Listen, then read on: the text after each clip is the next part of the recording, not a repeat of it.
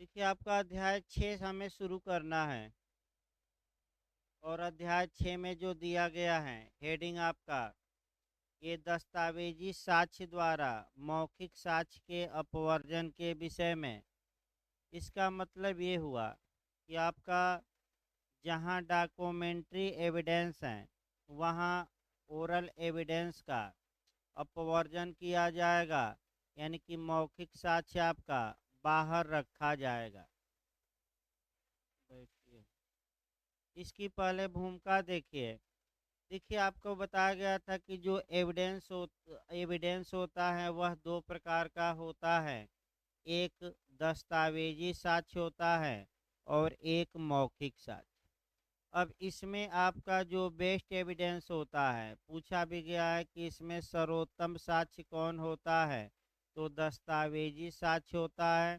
दस्तावेजी साक्ष्य को मृत साक्ष्य या डेड एविडेंस भी कहते हैं। दस्तावेजी साक्ष्य क्यों सर्वोत्तम माना गया है, इसका जो बेस है वह अध्याय 6 में दिया गया है कि अगर कोई संविदा संपत्ति का अनुदान या संपत्ति का बयान है और उसकी शर्तें अगर दस्तावेज में लिखी गई हैं, तो उस दस्तावेज को पेश करके ही उन शर्तों को साबित किया जाएगा। उस विषय पर ओरल यानी कि मौखिक या मुख से बोले गए शब्दों द्वारा साक्ष्य सामान्यतः स्वीकार नहीं किया जाएगा। यानी कि डॉक्यूमेंट्री एविडेंस बेस्ट एविडेंस होता है, सर्वोत्तम प्रकार का होता है। क्यों होता है? क्योंकि दस्तावेजी साक्ष्य में ये क्षमता होती है कि वह मौखिक साक्ष्य को बाहर का रास्ता दिखा दे। और ये जो बेस्ट एविडेंस उत्पन्न होता है ये अध्याय 6 में दिया गया है, चैप्टर 6 में आपका धारा 91 से लेकर और 100 तक। दस्तावेजी साक्ष्य के बारे में जो दूसरा आप देखेंगे, हाथी का उदाहरण मैं एक दिन बताया था दस्तावेजी साक्ष्य के बारे में कि जिंदा हाथी लाख का और मरा हुआ 1.25 लाख का। यानी कि जिंदा हाथी की कीमत ज़्यादा हुई कि मरे हुए, तो आप जवाब रहेगा मरे हुए की कीमत। उसी प्रकार जो डेड एविडेंस है, जो मृत साक्ष्य हैं, अर्थात जो दस्तावेजी साक्ष्य हैं, उसकी वैल्यू ज़्यादा है और ओरल एविडेंस या मौखिक साक्ष्य की वैल्यू क्या है, कम। इसी बात को लेकर आपका से अध्याय 6 बना है कि दस्तावेजी साक्ष्य द्वारा मौखिक साक्ष्य का अपवर्जन। अपवर्जन का मतलब ये हुआ कि मौखिक साक्ष्य को बाहर रखा जाए। फिर एक बार इसको देखिए अच्छे से। आपका पहले सेक्शन वाइज तोड़ लिया जाता है। 91 और 92 में जो सिद्धांत हैं, लिखना चाहें तो अलग से लिख सकते हैं, वैसे नोट्स में है जो प्रोवाइड कराया गया है। पहले सिद्धांतों को लिखना चाहिए। 91 और 92 में एक सिद्धांत दिया गया है कि लिखित को लिखित द्वारा ही साबित किया जाना चाहिए। यानी कि जो बातें दस्तावेज में लिखी गई हैं उसको वह दस्तावेज ही पेश करके साबित करिए, या तो दस्तावेज का प्राथमिक साक्ष्य या द्वितीयक साक्ष्य यानी कि मूल कापी या फोटो स्टेट कापी पेश किया जाए, ये आपका नियम है। तो कौन सी धारा में सिद्धांत है कि रिटेन को रिटेन में ही प्रूफ किया जाएगा? ये 91 और 92।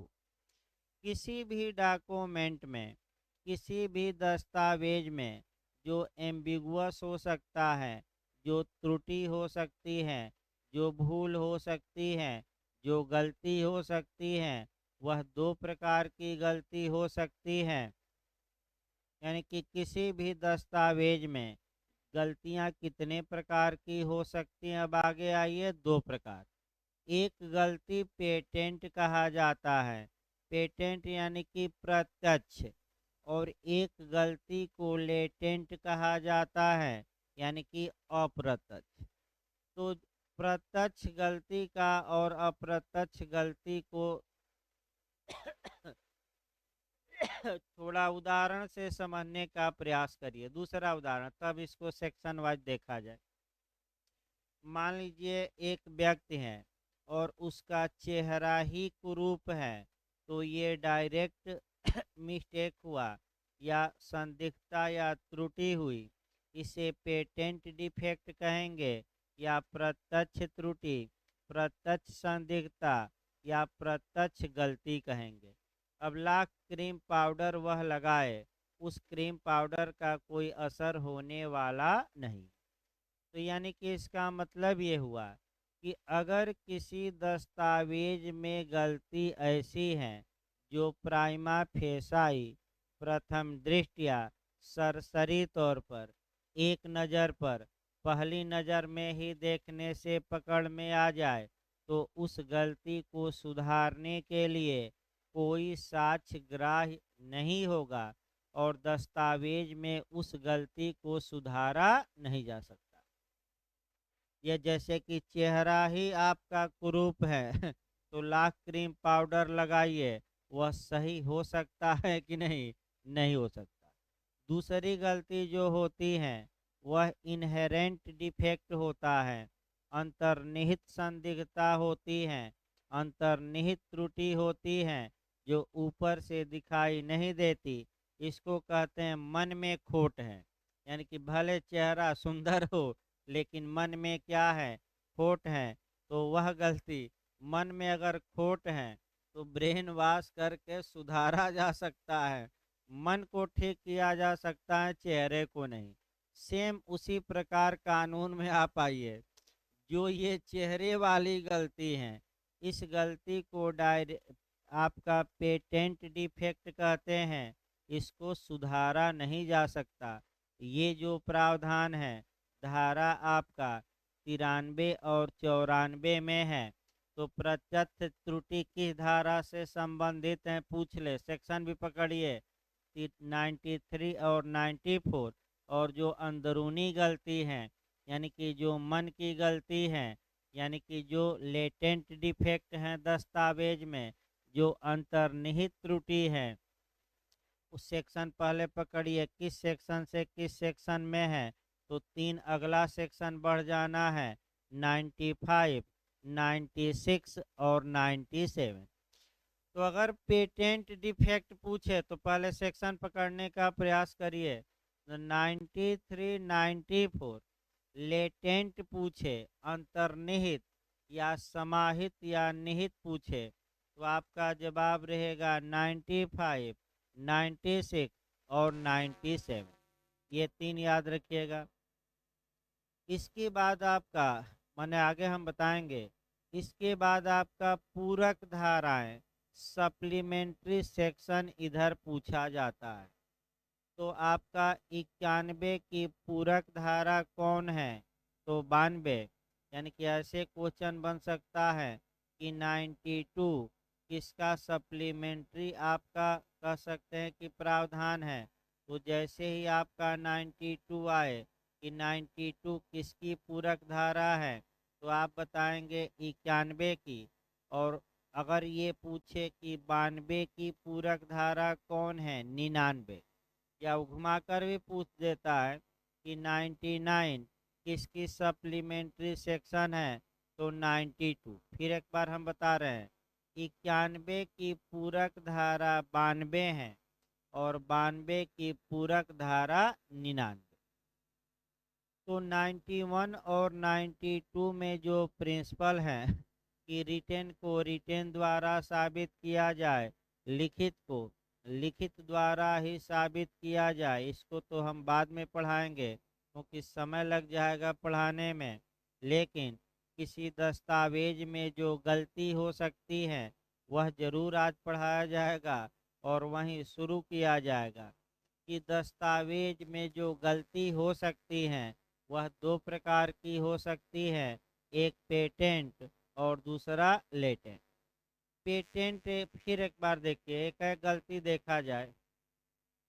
देखिए जो प्रत्यक्ष त्रुटि रहती है वह प्राइमा फेसाई ही दिखाई दे जाती है, यानी कि प्रथम दृष्टिया ही। यानी कि अगर किसी व्यक्ति से कहा जाए कि ये दस्तावेज पढ़ो, ये कागज पढ़ो, तो तुरंत कोई भी आदमी जो सामान्य समझदारी रखता हो, जैसे ही दस्तावेज पढ़ेगा ये बता देगा इस दस्तावेज में ये त्रुटि है, तो उसको हम पेटेंट डिफेक्ट, प्रत्यक्ष संदिग्धता कहेंगे। यानी कि आपका डायरेक्ट एम्बिगुअस डॉक्यूमेंट कहेंगे। ये याद रखें। जैसे कि एक उदाहरण देखिए, ए ने बी से करार किया कि मैं तुम्हें अपना घोड़ा 500 रुपया या 1000 में बेचूंगा। अब आपसे कहा जाए कि इस दस्तावेज को पढ़िए, और जैसे ही आपने पढ़ा तो कीमत के बारे में अनिश्चित है कि 500 दिया जाएगा, कीमत की 1000, तो आप कहेंगे कि ये दस्तावेज ही बेकार है, क्योंकि पहले एक बार पढ़ने पर ही गलती मालूम चल गई कि रकम के बारे में अनिश्चितता है। अतः कौन सी रकम दी जाएगी? क्या इस बात को सुधारा जा सकता है कि नहीं? नहीं, क्योंकि ये करार अभी हम बताएंगे। दूसरी गलती देखिए, दूसरी गलती ऐसी होती है जो दस्तावेज पढ़ने पर मालूम नहीं चलती। दस्तावेज में जो बातें लिखी गई हैं बिल्कुल सही हैं, लेकिन जब उस दस्तावेज को धरातल पर लागू किया जाता है, जब उस दस्तावेज को विद्यमान तथ्यों पर लागू किया गया, यानी कि जब उस दस्तावेज में कही गई बातों को अप्लाई किया जाता है व्यवहार में, तब समस्या उत्पन्न होती है। देखिए, दो समस्या निकालिए। ए बी से करार करता है कि हम लोग हैदराबाद घूमने जाएंगे। जब टिकट की बारी आती है तो दो हैदराबाद निकल जाते हैं, और दोनों, एक पाकिस्तान का एक भारत का। तो दस्तावेज में कोई दिक्कत नहीं है, हैदराबाद लिखा है, लेकिन जब आपका अप्लाई करने की बारी आई तो कितने हैदराबाद निकल गए? दो। तो ये जो त्रुटि है, एम्बिगुअस है, ये जो डिफेक्ट है, ये अंतर्निहित त्रुटि होती है, निहित त्रुटि होती है, अप्रत्यक्ष गलती होती है। और इस गलती को सुधारने के लिए मौखिक साक्ष्य ग्राह्य है, अर्थात इस बारे में साक्ष्य ग्राह्य है, साक्ष्य दिया जा सकता है कि किस हैदराबाद जाने का हम लोगों का इरादा था। दूसरा उदाहरण देखिए, ए बी से करार करता है कि मैं 1 लाख रुपया में तुम्हें सफ़ेद घोड़ा बेचूंगा। आप लोग बताइए, अगर आपसे कहा जाए कि दस्तावेज पढ़कर बताइए क्या कहीं कोई दिक्कत है, तो कहीं कोई दिक्कत नहीं है। क्यों? क्योंकि सफ़ेद घोड़ा बेचना है, कीमत भी निश्चित है, कितना? 1 लाख। लेकिन जब घोड़ा बेचने की बारी आती है तो एक के पास दो सफ़ेद घोड़े रहते हैं। अब उनमें से कौन बेचना है? यानी कि जब दस्तावेज में लिखी गई बातों को लागू करने की बारी आती है, तब समस्या उत्पन्न होती है, क्योंकि एक के पास कितने घोड़े निकल गए? दो घोड़े। तो इस गलती को सुधारा जा सकता है, और इस बारे में मौखिक साक्ष्य ग्राह्य होगा कि कौन सा घोड़ा बेचना था। तो पहली गलती हम शुरू कर रहे हैं, आपका कह सकते हैं कि पेटेंट डिफेक्ट। अब इसको शुरुआत किया जाए 93 और 94। 93 से शुरू करिए। जब भी आप 93 पढ़िए तो मैं फिर बता दूं, संविदा अधिनियम की एक धारा आप पढ़ेंगे 29, आपका 29 को कोरिलेट करके पढ़ेंगे। यानी कि जब भी आप 93 एविडेंस की पढ़ेंगे तो एक धारा संविदा अधिनियम की जरूर जोड़े रहिएगा। मैं बता दूं कौन सी धारा? आपका 29। पहले प्रत्यक्ष गलती पर कुछ आपका सामान्य बातें समझिए, तब बैरेक और तब 29। 5-5 मिनट की धाराएं हैं, बहुत लंबी धारा नहीं है, कोई भी धारा हो इधर, लेकिन समस्यात्मक क्वेश्चन और सेक्शन याद करना है। एक एक समस्या रामपुर, श्यामपुर, बलरामपुर का केस सब आएगा, घोड़ा का आएगा, इसके बाद आपका घोड़ा का भी आएगा, तो जरूर याद रखिएगा समस्या, सेक्शन भी। फिर एक बार देखिए, प्रत्यक्ष त्रुटि या पेटेंट डिफेक्ट या किसी दस्तावेज में आपका प्रत्यक्ष संदिग्धता किसे कहा जाता है? जब किसी दस्तावेज को पढ़ने से, दस्तावेज को देखने से प्राइमा फेसाई, प्रथम दृष्टया ही ये पता लग जाए कि दस्तावेज में त्रुटि है, उस गलती को हम प्रत्यक्ष त्रुटि कहते हैं। ऐसी दशा में इस त्रुटि को सुधारने के लिए आपका कोई मौखिक साक्ष्य ग्राह्य नहीं किया जाता।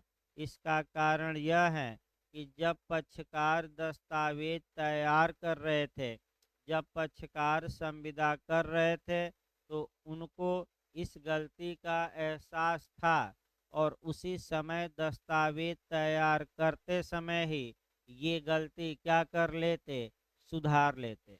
अगर उस समय नहीं सुधारे और कोर्ट से मांग कर रहे हैं कि हजूर इस गलती को सुधारा जाए, तो उस गलती को सुधारने के लिए अब कोई बाह्य साक्ष्य या कोई मौखिक साक्ष्य ग्राह्य होगा कि नहीं? ग्राह्य नहीं होगा। इसके बारे में प्रावधान एविडेंस की धारा 93 और 94 में है। अब 93 बेयर एक्ट की भाषा देखिए, तब एक दो उदाहरण। संदिग्धार्थ दस्तावेज को, संदिग्धार्थ मने एम्बिगुअस, एम्बिगुअस यानी कि त्रुटिपूर्ण, न तो लिख लीजिएगा त्रुटिपूर्ण, दस्तावेज को स्पष्ट करने यानी कि क्लियर करने, उसका अर्थ बताने, या उसका संशोधन करने यानी कि उसमें कुछ बदलाव लाने के साक्ष्य का अपवर्जन किया गया है। तो जबकि किसी दस्तावेज में प्रयुक्त भाषा देखते ही का मतलब ना है तो लिख लीजिए प्राइमा फेसाई से कहते हैं। देखते ही मतलब पढ़ते ही, पढ़ते ही मतलब एक बार कोई व्यक्ति उस दस्तावेज को क्या किया है, पढ़ा है।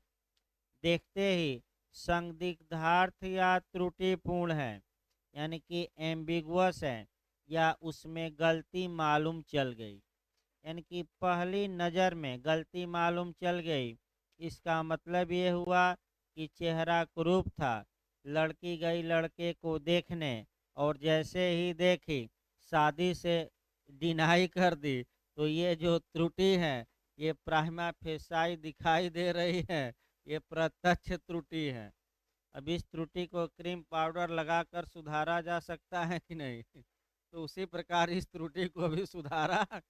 बेयर एक्ट आधा हुआ, आधा ही बचा है, देखिए आपका। अब देखते ही का मतलब ये नहीं समझिएगा प्राइमा फेसाई, प्राइमा फेसाई ना है तो लिख लीजिए प्रथम दृष्टया, प्रथम दृष्टया माने सरसरी तौर पे। अभी हम थोड़ा बहुत संविधान से जोड़ेंगे आपका एकांता पर, लेकिन पहले यहाँ बेयर एक्ट हो जाए तब कोरिलेशन सही रहेगा। देखिए, तब उन तथ्यों का साक्ष्य नहीं दिया जा सकेगा जो उनका अर्थ दर्शित करते हो या उनकी त्रुटियों की पूर्ति करते हो। यानी कि तो क्या ऐसे दस्तावेज में जो ये गलती है, जो देखते ही मालूम चल जा रही है, क्या उस गलती को सुधारने के लिए कोई आपका साक्ष्य ग्राह्य होगा कि नहीं? नहीं होगा। ये बिहार में भी पूछा, झारखंड एपीओ में भी पूछा, यूपी में भी कई लोग गलत करके आते हैं, तो इस गलती को सुधारने के लिए कोई साक्ष्य ग्राह्य होगा, ना मार दीजिएगा, शब्द देखिएगा, होगा नहीं होगा, हो सकेगा, 4 ऑप्शन देगा, नहीं होगा। अब इस गलती के लिए आपका जो उदाहरण दिए गए हैं, 2 उदाहरण दिए गए हैं। पहला उदाहरण देखिए, घोड़ा वाला। ख को क 1000 रुपयों या 1500 रुपयों में एक घोड़ा बेचने का लिखित करार करता है। अब आप लोग बताइए घोड़ा या तो 1000 में हम बेचेंगे या 1500 में। ए ने बी से करार किया है। तो आप बताइए, अगर आपके सामने ये दस्तावेज लाया जाए तो आप कहेंगे कि ये दस्तावेज ही बेकार है, क्योंकि कीमत के बारे में करार में निश्चितता है कि अनिश्चितता है। अनिश्चितता है तो तुरंत पकड़िए। अगर करार अनिश्चित है या करार निश्चित किया जाना शक्य या संभव नहीं है, तो कॉन्ट्रैक्ट एक्ट की धारा 29 के तहत अनसर्टेनिटी या अनिश्चितता के कारण करार क्या होगा, सुन। तो इसी उदाहरण को कॉन्ट्रैक्ट की धारा 29 में जोड़िए, बस रकम का अंतर वहाँ आएगा।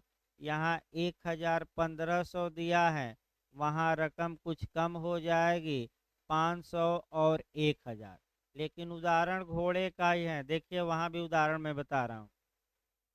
ए बी से लिखित में करार करता है कि वह अपना घोड़ा 500 रुपये या 1000 में बेचेगा। यह करार शून्य है। इसका कोई मतलब नहीं है, क्योंकि कीमत के बारे में यह करार क्या है, निश्चित है कि अनिश्चित है, अनिश्चित है। तो क्या 93 के तहत अब घोड़ा 500 में बेचना था कि 1000, या एविडेंस में उदाहरण 1000 में कि 1500 में? क्या इस बारे में कोई साक्ष्य ग्राह्य होगा? क्या इस गलती को सुधारा जा सकता है कि नहीं? नहीं सुधारा जा सकता। वहीं आपका इस गलती को सुधारने के लिए कोई साक्ष्य ग्राह्य नहीं होगा। जैसे कि आप संविधान पढ़ते हैं, अगर लड़के में गलती है, त्रुटि है, संदिग्धता है, तो एक तो प्रत्यक्ष हो सकती है और दूसरा अप्रत्यक्ष। अप्रत्यक्ष दिखाई नहीं देगी, दिल में क्या छुपा है ये कौन जानता है, लेकिन प्रत्यक्ष तो चेहरे से दिखाई दे देगी, शरीर से। अगर कोई दिव्यांग है या चेहरा कुरूप है तो ये तो दिखाई देगी। अब इस गलती को तो भाई सुधारा नहीं जा सकता, लेकिन आपका अंदरूनी गलती तो जल्दी मालूम नहीं चलती। तो अंदरूनी गलती आपका कह सकते हैं कि मान लीजिए लड़के को एड्स है, हॉस्पिटल एक्स बनाम जेड वाला केस, तो आगे बताया जाएगा, क्योंकि अभी प्रत्यक्ष पर ही है। अप्रत्यक्ष पर अभी आपका 95 से आएगा, तब उदाहरण एक दो बताएंगे। प्रयास करिए उदाहरण से समझने का, बेर एक तो एक एक लाइन का है। दूसरा देखिए उदाहरण आपका, किसी भी लेख में रिक्त स्थान है तो अब भाई जब आप रिक्त स्थान क्यों छोड़े हैं, यानी कि आपने दस्तावेज तैयार किया तो आपका 5 जो लाइन था या एक लाइन था, उसको खाली क्यों छोड़ा? अब खाली नहीं छोड़ना चाहिए था, उसी समय वहाँ भी जो लिखना था क्या करते, लिख देते। बाद में विवाद हुआ तो कहेंगे कि ये नहीं है। सबसे अच्छा उदाहरण देखिए आपका वसीयत का। ए ने वसीयत लिखी, आपका सब कुछ लिख दिया कि ये संपत्ति वो संपत्ति, हमारे इतने बच्चे उतने बच्चे, जैसे वकील साहब आकर शाम को बताए थे इतने बच्चे उतने बच्चे, तो आपका वसीयत कर्ता ने लिख दिया। अंत में ये लिखना भूल गया कि किन बच्चों को हमारे मरने के बाद प्रॉपर्टी मिलेगी। भाई जब आप वसीयत लिख रहे थे तो उसी समय आप उन बच्चों का नाम भी लिख देते जिनको वसीयती संपदा मिलती। आपने तो खाली छोड़ दिया और खाली छोड़कर ऊपर पहुंच गए। अब बच्चे आपस में लड़ाई कर रहे हैं कि पिताजी हमारा नाम लिखते, हमारा नाम। तो कानून कहता है कि ये प्रत्यक्ष त्रुटि है, वसीयत पहली बार पढ़ने पर ही समझ में आ जाती है, अब किसी का नाम नहीं, क्योंकि उस रिक्त स्थान की पूर्ति की जाएगी कि नहीं। तो दूसरा उदाहरण यही तो कहता है कि पूर्ति नहीं की जाएगी, तो क्या आपका पुत्र और पुत्री अपना नाम लिखवा लेंगे? बेकार है वसीयत, दस्तावेज ही क्या है, बेकार। ये आपका 93 समाप्त हुआ। 94 आइए। विद्यमान तथ्यों को विद्यमान मैंने जो अस्तित्व में है विद्यमान तथ्यों को दस्तावेज के लागू होने के विरुद्ध साक्ष्य का अपवर्जन। देखिए 94 में क्या कहा गया है। 94 आपका ये बताता है कि अगर दस्तावेज में लिखी गई भाषा सही है और जिस बात के लिए भाषा लिखी गई थी वह बात आपका धरातल पर मौजूद है, उसमें कोई संदेह नहीं है, तो आप उसको काटने के लिए, उस दस्तावेज का विरोध करने के लिए कि नहीं हजूर ये किसी अन्य बात के बारे में दस्तावेज बताता है, ये साक्ष्य ग्रहण किया जाएगा कि नहीं? नहीं किया जाएगा। तो एक उदाहरण देखिए, ये अपना आपका मान लीजिए कि ज़मीन बेचता है और ये लिखता है कि मैं अपना 100 बीघा की प्रयागराज की ज़मीन बी को बेचता हूँ। ऐसी कंडीशन में ए के पास 100 बीघा प्रयागराज में ज़मीन भी है, तो आप कहेंगे कि दस्तावेज भी सही है और दस्तावेज लागू भी धरातल पर होता है, क्योंकि ए के पास प्रयागराज में 100 बीघा ज़मीन क्या है? विद्यमान। अगर ए अब कहे कि हमारा इरादा प्रयागराज की ज़मीन बेचने का नहीं था, हमारा रामपुर की ज़मीन बेचने का इरादा था, तो ए का कोई साक्ष्य स्वीकार नहीं किया जाएगा, क्योंकि जो बातें डॉक्यूमेंट में लिखी गई हैं वो बातें तो धरातल पर हूबहू क्या हो रही हैं? लागू। तो आप ये नहीं दिखा सकते कि किसी अन्य तथ्य के लिए ये बातें थी, क्योंकि 100 बीघा ज़मीन तो कहाँ उसकी है? प्रयागराज में। और दस्तावेज में भी नाम लिखा गया है कहाँ? प्रयागराज। और 100 बीघा ज़मीन भी उसकी कहाँ है? तो क्या ये दिखाएंगे कि लखनऊ में ज़मीन हम बेचे हैं? लखनऊ वाली नहीं। ये कौन सी धारा आपका इस बारे में दूसरा साक्ष्य देने से, अन्य साक्ष्य देने से रोकती है? 94। अब बेरे की भाषा देखिए, रामपुर वाला केस इसमें बताते हैं। जबकि दस्तावेज में प्रयुक्त भाषा स्वयं स्पष्ट है, यानी कि कोई भी पढ़े कोई दिक्कत नहीं है, और जबकि वह विद्यमान तथ्यों को ठीक ठीक लागू होती हैं। तो विद्यमान तथ्य मतलब कि दस्तावेज में लिखा है कि प्रयागराज की 100 बीघा मैं ज़मीन बी को बेचता हूँ, और विद्यमान तथ्यों पर ठीक ठीक लागू का मतलब कि एक की 100 बीघा ज़मीन प्रयागराज में है, तो है, तो हम कहेंगे कि ये विद्यमान तथ्यों पर भाषा ठीक ठीक क्या होती है? लागू। तो क्या ये दिखाएंगे कि कहीं और बेचने का इरादा था ज़मीन? नहीं, ये नहीं दिखा सकते। अगला शब्द देखिए, तब यह दर्शित करने के लिए साक्ष्य नहीं दिया जा सकेगा कि वह ऐसे तथ्यों को लागू होने के लिए अभिप्रेत नहीं थी, यानी कि तब यह दर्शाने के लिए एविडेंस ग्राह्य नहीं होगा कि प्रयागराज का नहीं बल्कि हम कहाँ की ज़मीन बेचना चाहते थे? 100 बीघा लखनऊ की। क्योंकि भाषा सही है, प्रयागराज में वो लागू भी होती है, तो आप अन्य जगहों पर जाइए कि न जाइए, न जाइए। बैरक की जो दृष्टांत है तैयार रखना है रामपुर का, देखिए ख को क रामपुर में 100 बीघे वाली मेरी संपदा विलेख द्वारा बेचता है, क के पास रामपुर में 100 बीघा की संपदा है ही, तो क्या ये दिखाया जा सकता है कि ये संपदा कहीं और की हम बेचे हैं? नहीं। क्यों नहीं दिखाया जा सकता? क्योंकि भाषा में रामपुर लिखा है, 100 बीघा जमीन लिखी है, और ए के पास रामपुर में ही कितनी जमीन है? 100 बीघा। तो तुम्हारा इरादा यहीं बेचने का था कि श्यामपुर का बेचने का था? सहारनपुर का? सहारनपुर श्यामपुर नहीं, बल्कि किसका बेचने का था? रामपुर। ये आपका दो धाराएं निकली। अब आइए इनहेरेंट देखा जाए। अब आपको इनहेरेंट डिफेक्ट देखना है। इनहेरेंट डिफेक्ट माने अप्रत्यक्ष त्रुटि। अप्रत्यक्ष त्रुटि मतलब अंतर्निहित त्रुटि, अंतर्निहित संदिग्धता कहिए, या अंतर्निहित गलती कहिए, या अंतर्निहित मिस्टेक कहिए। अब इसमें देखिए क्या होता है। आपका पहले उदाहरण समझिए। आपका जैसे कि चेहरा सुंदर है, इसमें कोई शक नहीं है, लेकिन इनहेरेंट डिफेक्ट या एम्बिगुअस तब कहा जाएगा, संदिग्धता, अंतर्निहित, जबकि आपका माने दिल में खोट हो। यानी कि आपका कह सकते हैं कि चेहरे पर नहीं, दिल में खोट हो। जैसे कि आपका या अंदरूनी कोई रोग हो जिसको कि देखा नहीं जा सकता, जिसको कि आपका देखा ही नहीं जा सकता, तो हॉस्पिटल एक्स बनाम जेड का पहले उदाहरण यहाँ सेट करिए तब बताया जाए। एक लड़के का विवाह तय हुआ लड़की के साथ और लड़के ने अपना मेडिकल चेकअप कराया, तो चेहरा बहुत सुंदर था लड़के का, कोई गलती नहीं, भाई आपका पसंद आ गया। अंदरूनी गलती ये निकल गई कि लड़के को एड्स निकल गया। तत्पश्चात लड़की निकली खोजी कुत्ता और खोते खोते पहुंच गई अस्पताल और अस्पताल में पूछी कि क्या मेरे भावी पति में कोई अंतर्निहित संदिग्धता है।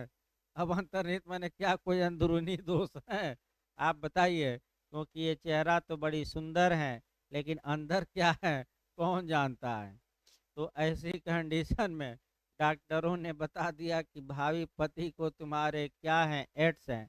तो अब क्या विवाह होगा कि टूट जाएगा, विवाह होगा कि टूटेगा, टूटेगा। तो लड़का चला गया सुप्रीम कोर्ट और कहा कि डॉक्टरों ने हमारी निजता, एकांतता अर्थात प्राइवेसी का वायलेशन किया है, अतः डॉक्टरों से क्या दिलवाया जाए, मुआवजा। तो सुप्रीम कोर्ट ने कहा कि तुम रोगी हो तो दूसरे को भी रोग फैलाओगे, अतः अर्थात तुम्हारी एकांतता है। लेकिन फिर याद रखिए एकांतता, अभी 9 जजों की पीठ ने सर्वसम्मत से एकांतता पर फैसला दिया है। रिटायर जस्टिस पुट्टू स्वामी, एकांतता का अधिकार आर्टिकल 21 में मूल अधिकार है, लेकिन लग गया तो सबसे खतरनाक है, लेकिन इस पर राज्य चाहे तो रीजनेबल रिस्ट्रिक्शन, उचित प्रतिबंध लगा सकता है। प्रतिबंध उचित है कि अनुचित है, इसकी जांच न्यायालय करेगा। जैसे राज्य की सुरक्षा है, आपकी एकांतता छीनी जा सकती है, लोक व्यवस्था है तब भी छीनी जा सकती है स्वास्थ्य के आधार पर। जैसे एकांतता इनकी छीन ली गई, एड्स ओपन हो गया, तो स्वास्थ्य के आधार पर भी एकांतता का क्या किया जा सकता है, हनन किया जा सकता है। जैसे कोरोना हो गया तब भी क्या दूसरे कोरोना फैलाएंगे तो एकांतर आपकी क्या राज्य कर सकता है, और छीन ही रहा था कोरोना काल में, इसमें कोई शक नहीं है। यानी कि राज्य की सुरक्षा से बढ़कर आपकी प्राइवेसी या निजता नहीं है, स्वास्थ्य से बढ़कर आपकी निजता नहीं है, देश की सुरक्षा से बढ़कर आपकी निजता नहीं है। लेकिन प्रतिबंध सरकार लगाए, जैसे कि एक और उदाहरण इस पर देखा जाए तब शुरू किया जाए। जैसे व्हाट्सएप का मामला आया, अगर एक आपका तीर बना है यानी कि मैसेज आपका पहुंच गया उधर, दो तीर बन गया यानी कि उसका नेट ऑन हो गया, यानी कि मैसेज डिलीवर हो गया, और नीला बन गया मतलब कि आपका कैसा मैसेज पढ़ लिया गया, यही तो। अब सरकार ने नियम एक तीसरा तीर का बना दिया, रेड या जो भी हो, सरकार ने एक माने नियम बनाया है आपका कि एक बार सरकार के प्राधिकारी पढ़, यानी कि जब तक आपका तीसरा तीर न बन जाए तब तक आप मैसेज डिलीट नहीं करेंगे। यानी कि सरकार के प्राधिकारी पढ़ेंगे एक एक मैसेज और तीसरा तीर बन जाएगा तब आप डिलीट करेंगे। तमाम हाई कोर्टों में याचिका दायर हुई, अंत में सरकार ने अपना कदम पीछे खींच लिया। तमाम विरोध हुआ कि ये तो निजता का क्या है, हम व्हाट्सएप से क्या मैसेज भेज रहे हैं, जब सरकार सब कुछ पढ़ ही लेगी तो हमारी प्राइवेसी कहाँ रह गई। तो अंत में बैक हो गई सरकार, यानी कि बहुत हो हल्ला मचा, तमाम हाई कोर्टों ने रोक लगाया और तमाम अधिवक्ता वर्ग भी हाई कोर्ट में पीआईएल दायर किया। अंत में सरकार को रोकना पड़ा। यानी कि लास्ट लाइन ये रहा, तब सेक्शन में कोई दम नहीं, सेक्शन तो 4 4 लाइन का है कि अगर किसी दस्तावेज में अंतर्निहित त्रुटि है यानी कि दस्तावेज अगर पढ़ा जाए तो पढ़ने में कोई समस्या नहीं है। कोई भी आदमी कहेगा कि एकदम सही है दस्तावेज। लेकिन दस्तावेज में जो बातें लिखी गई हैं, उन बातों को अगर हम अप्लाई करते हैं, कंडक्ट में लाते हैं, व्यवहार में लाते हैं, धरातल पर उतारते हैं, अर्थात विद्यमान तथ्यों पर क्या करते हैं, लागू, तब समस्या होती है। तो ये त्रुटि है, प्रत्यक्ष नहीं कही जाएगी, क्या, अप्रत्यक्ष। और इस गलती को सुधारने के लिए मौखिक साक्ष्य दिया जा सकता है, यानी कि ग्राह्य है। तो किस त्रुटि को सुधारने के लिए मौखिक साक्ष्य ग्राह्य नहीं था, प्रत्यक्ष। और किसको सुधारने के लिए ग्राह्य हो गया, अप्रत्यक्ष। तो अप्रत्यक्ष त्रुटि के बारे में सेक्शन पहले याद रखिए, 3 सेक्शन कौन कौन, 95, 96, 97। अब 95 पर आ जाइए। भाई कंसेप्ट नहीं क्लियर रहेगा तो नहीं आएगा, ये हम बता दें। एकदम कंसेप्ट क्लियर रहे, देखिए इधर से दृष्टांत पूछे जाते हैं, थोड़ा सतर्क रहिएगा। देखिए 95, विद्यमान तथ्यों के संदर्भ में अर्थहीन दस्तावेज के बारे में साक्ष्य, जबकि दस्तावेज में प्रयुक्त भाषा स्वयं स्पष्ट हो। यानी कि पढ़ने पर अगर दस्तावेज पढ़ा जाए तो कहीं कोई गलती प्राइमा फेसाई दिखाई देती है कि नहीं, नहीं देती, क्योंकि भाषा बिल्कुल क्या है, क्लियर। किंतु विद्यमान तथ्यों के संदर्भ में अर्थहीन हो। विद्यमान तथ्यों के संदर्भ में का मतलब कि जो जब उस भाषा के अनुसार कार्य किया जाता है, जब उस भाषा को व्यवहार में क्या किया जाता है, लागू, तब वह अर्थहीन हो जाती है। तो यह दर्शित करने के लिए साक्ष्य दिया जा सकेगा कि वह विशिष्ट भाव में प्रयुक्त की गई थी, यानी कि किस सेंस के लिए प्रयोग की गई थी। यहाँ जो दृष्टांत है वह कलकत्ते और हावड़ा का देखिएगा, ध्यान से देखिए। ए बी को एक विलेख द्वारा अपना मकान बेचता है और कहता है कि मैं अपने कलकत्ते का इतने वर्ग गज का मकान बी को मैं बेचता हूँ। अब आप लोग बताइए, पैसा भी सही है, सब कुछ सही है। अगर आपसे कहा जाए कि दस्तावेज पढ़कर गलती खोज लीजिए, तो आप नहीं खोज पाएंगे, क्योंकि सब कुछ दस्तावेज में क्या है, सही। जब कलकत्ते में जाकर मकान खोजा जाने लगा, तब समस्या आई और देखा गया कि कलकत्ते में तो एक के पास मकान ही नहीं है, लेकिन इसी नाप का, इसी रंग रूप का, इसी नक्शे का, इसी नंबर का मकान इसका एक हावड़ा में है। और हावड़ा की जगह गलती से क्या लिख दिया गया है, कलकत्ता। अतः इस बात का साक्ष्य ग्राह्य होगा कि हजूर ये जो कलकत्ता लिखा गया है, इसका जो सेंस है ये हावड़ा माना जाए, क्योंकि आपका कलकत्ते का इरादा नहीं था मकान बेचने का, किसका था, हावड़ा का। ये गलती हो गई है दस्तावेज में, अतः ये विशिष्ट भाव में प्रयोग किया गया था, अर्थात कलकत्ते की जगह क्या माना जाए, हावड़ा। क्योंकि नाम, नक्शा, नंबर और आपका जो नाप जोख है, लंबाई चौड़ाई, पूरब पश्चिम उत्तर दक्षिण, सब हावड़ा वाले मकान से मिलता है। तो कलकत्ता न मानकर यहाँ क्या माना जाए, हावड़ा। तो क्या इस गलती को सुधारा जा सकता है कि नहीं, सुधारा जा सकता है। अब अगली धारा 96 आ जाइए।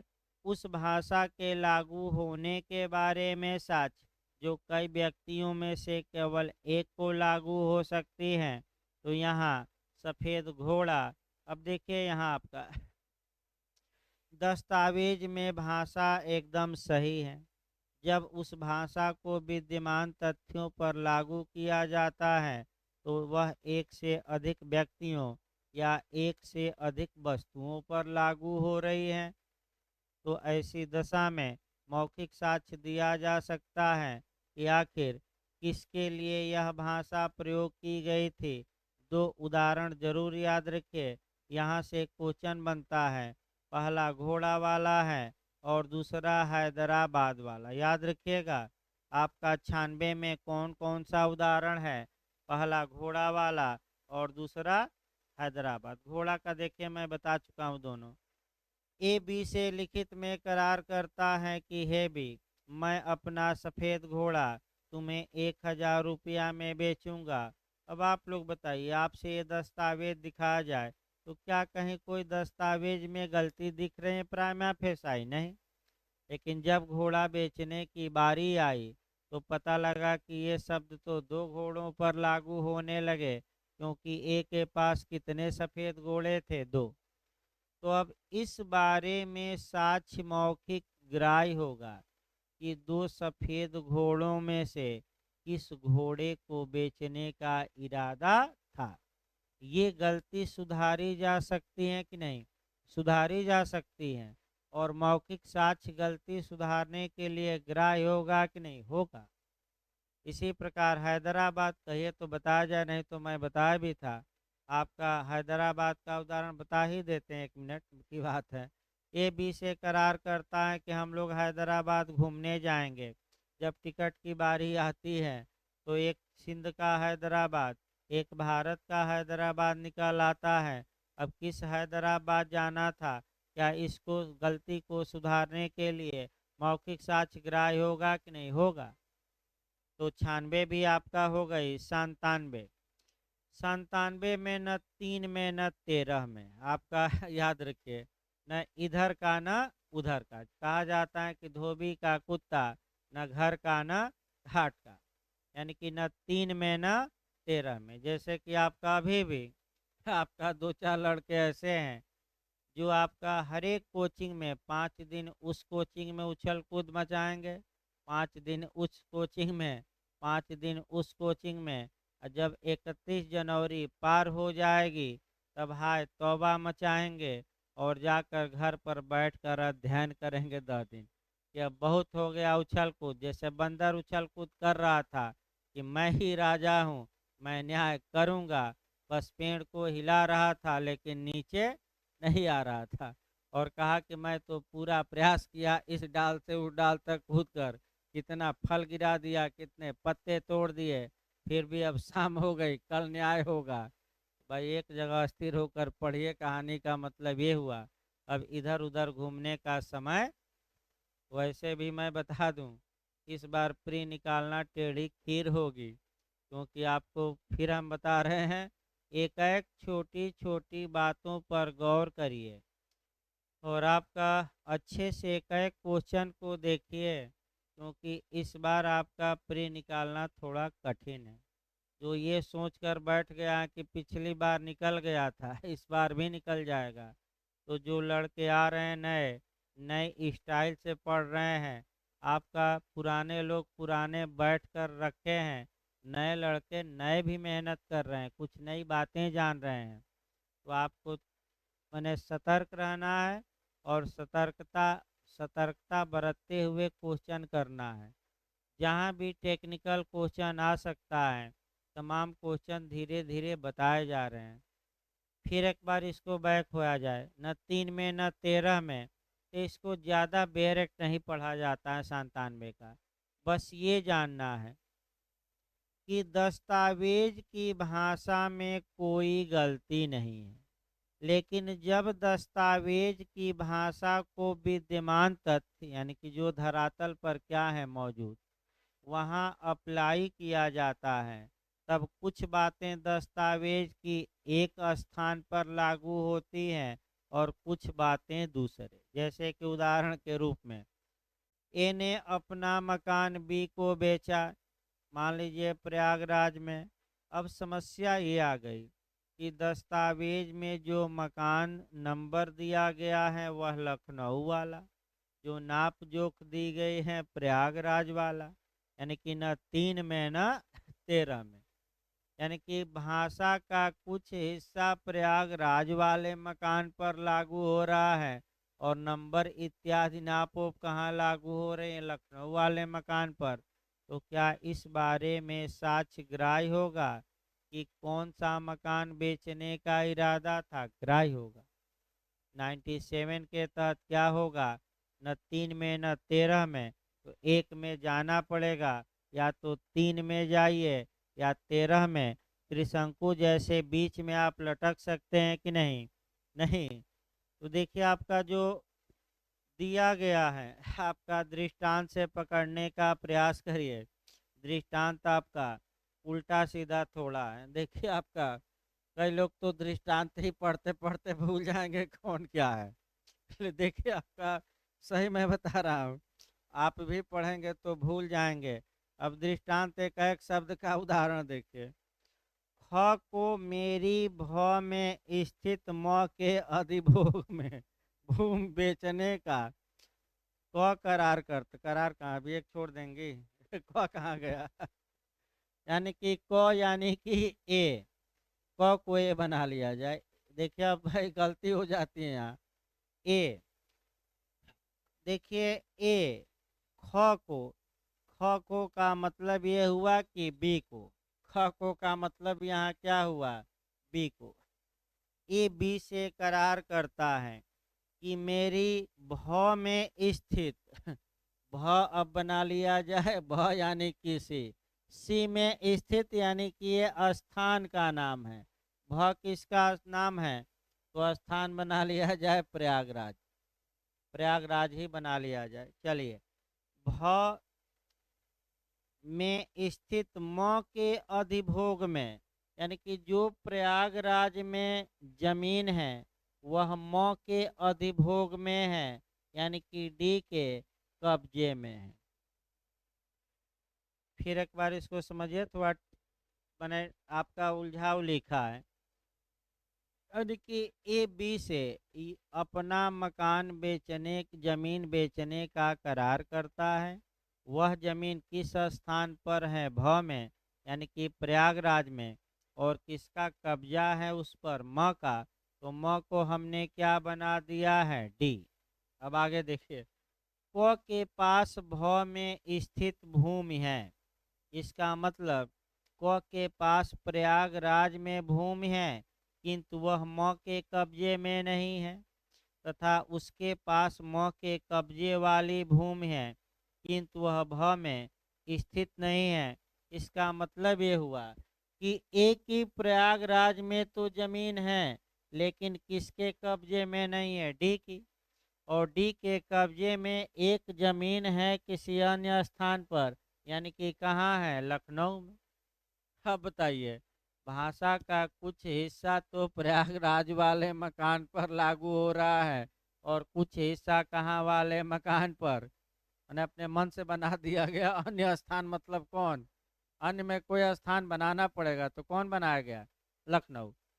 तो क्या इस बारे में मौखिक साक्ष्य दिया जा सकता है कि प्रयागराज की भूमि बेचने का इरादा था कि लखनऊ का? दिया जा सकता है, क्योंकि 3 या 13 एक जगह कहीं क्या होना पड़ेगा? स्थिर। जैसे कूद कूद कर लोग अन्य कोचिंगों में जा रहे हैं, संस्थाओं में, तो एक जगह तो आपको स्थिर होना ही पड़ेगा, नहीं तो घर पर बैठ कर पढ़िए। तो दोनों जगह कूदिए, लखनऊ प्रयागराज, लेकिन एक जगह स्थिर होना पड़ेगा। या तो जमीन प्रयागराज का बेचा होगा या कहाँ का? लखनऊ का। इस बारे में मौखिक साक्ष्य ग्राह्य है, याद रखिए, अग्राह्य ना मार दीजिएगा। इसके बाद आ जाइए 98, आ जाइए। न पढ़ी जा सकने वाली लिपि आदि के अर्थ के बारे में साक्ष्य। अब यहाँ देखिए आपका, यानी कि ऐसी लिपि, ऐसी लिपि को जो पढ़ी न जा सके, यानी कि पढ़ना संभव नहीं, जैसे हड़प्पा मोहनजोदड़ो सामान्यतः समझी न जाती हो, यानी कि आम आदमी के बस की बात समझना नहीं है, आम आदमी नहीं समझ। विदेशी शब्द आ गए हैं तो कुछ आज भी जो हमारे यहाँ शब्द न्यायालय में यूज होते हैं विलेखों में, वह विदेशी होते हैं। या अप्रचलित आ गए हैं, यानी कि अब पुराना जमाना का दस्तावेज था और उस शब्द का यूज ही नहीं किया जाता।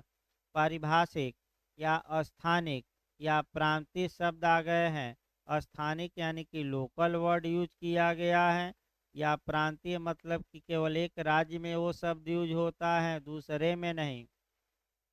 तो यह दर्शित करने के लिए साक्ष्य क्या दिया जा सकता है कि नहीं, कि उनका अर्थ क्या होगा? बताइए, दिया जा सकता है कि नहीं?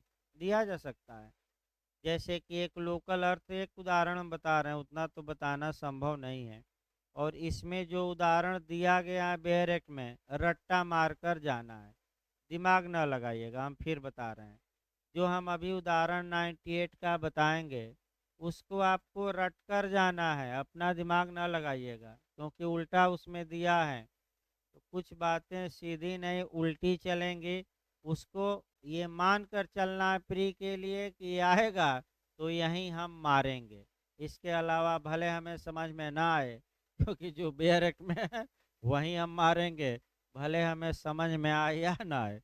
5-6 क्वेश्चन ऐसे भी रट्टा मार कर जाना है। फिर एक बार देखिए, एक लोकल बताया जाए, एक तो कम से कम उदाहरण बताया जाए भाई, भले समय कम हो। जैसे कि बनारस का ही उदाहरण लिया जाए, क्या गुरु क्या हाल चाल है। तो वहाँ जो गुरु, वो वक्रोक्ति होती हैं, इनोंडो कहा जाता है। ऐसा शब्द जिसका दो अर्थ हो, इनोंडो कहा जाता है, यानी कि दो अर्थ हो। तो वहाँ गुरु का मतलब एक लोकल, जो लोकल अर्थ होता है वह बहुत बड़ा गुंडा या बदमाश, और एक गुरु जो असली गुरु होते हैं। तो ऐसी कंडीशन में अगर बनारस में ये कहा गया है, तो वादी दिखा सकता है कि हजूर हमें ये गुंडा कहे थे, कितने अपराध हम किए हैं ये बता दें, अतः मान हानि हमारी किए, सबके सामने हमारा अपमान किए, मुआवजा क्या किया जाए। तब बनारस में गुरु शब्द का क्या अर्थ लिया जाता है, क्या इस बारे में साक्ष्य ग्राह्य होगा, क्या ग्राह्य ग्राह्य? अब देखिए, इसमें आपका एक मूर्तिकार क मेरी सभी प्रतिमाएं ख को बेचने का करार करता है। यानी कि एक मूर्तिकार है, कहता है कि मैं सभी प्रतिमाएं क्या करता हूँ, तुम्हें बेचता हूँ। तो क के पास प्रतिमान भी हैं और प्रतिमा बनाने के औजार भी। तो क्या ये दर्शित करने के लिए साक्ष्य दिया जा सकेगा कि नहीं, कि औजार भी बेचने का इरादा था? दिया जा सकता है कि इसका इरादा केवल मूर्ति बेचने का नहीं था, बल्कि अपने औजारों को भी क्या था, बेचने का। अब यही दिमाग उल्टा करके मूर्ति के साथ साथ क्या बेचने का इरादा था, औजार। इस बारे में साक्ष्य ग्राह्य होगा क्या ग्राह्य? ग्राह्य। रटे रहे, ग्राह्य होगा क्या ग्राह्य? ग्राह्य। जैसे कि गाय के साथ क्या हम बताए थे टीपी कांटेक्ट में, बछड़ा। तो उपनिहित माल में अभिवृद्धि होती है, तो उपनिधाता उस अभिवृद्धि को पाने का क्या होगा, सेक्शन बता दीजिए। गाय के साथ बछड़ा, कांटेक्ट की धारा बताया गया था ना 163। गाय के साथ क्या वापस करिए, बछड़ा भी। तो अब आ जाइए 99, तो आगे बताया जाएगा। 92 के साथ 100 आ जाइए। भारतीय उत्तराधिकार अधिनियम के बिल संबंधी उपबंधों की व्यावृत्ति। जो आपने 93 से लेकर 99 तक में दस्तावेज की व्याख्या का नियम पढ़ा, याद रखिएगा, वह नियम, अगर वह दस्तावेज वसीयत हो, यानी कि विल हो, इच्छा पत्र हो, तो क्या ये नियम इच्छा पत्र के निर्वचन या व्याख्या में लागू होंगे? नहीं। तो वसीयत, वसीयत की व्याख्या में क्या ये जो 93 से 99 तक के नियम हैं, बताइए अप्लाई होंगे कि नहीं होंगे? नहीं होंगे। तो आखिर वसीयत में जो शब्द लिखे गए हैं, उनकी व्याख्या कहाँ से होगी? उसके लिए अलग कानून बना है, द इंडियन सक्सेशन एक्ट 1925, भारतीय उत्तराधिकार अधिनियम 1925। तो कभी पूछा भले न गया हो, लेकिन आजकल फालतू बातों का ही जमाना है। यानी कि तो फालतू बातें, बस एक लाइन याद रखिए कि धारा 100 में वसीयत की व्याख्या के लिए जो एविडेंस के नियम थे नहीं लागू होंगे। तो वसीयत के में शब्द आए हैं, तो कहाँ से व्याख्या की जाएगी? भारतीय उत्तराधिकार अधिनियम 1925 25 में दिए गए व्याख्या के नियमों से। हो सकता है पूछ ले आपका तो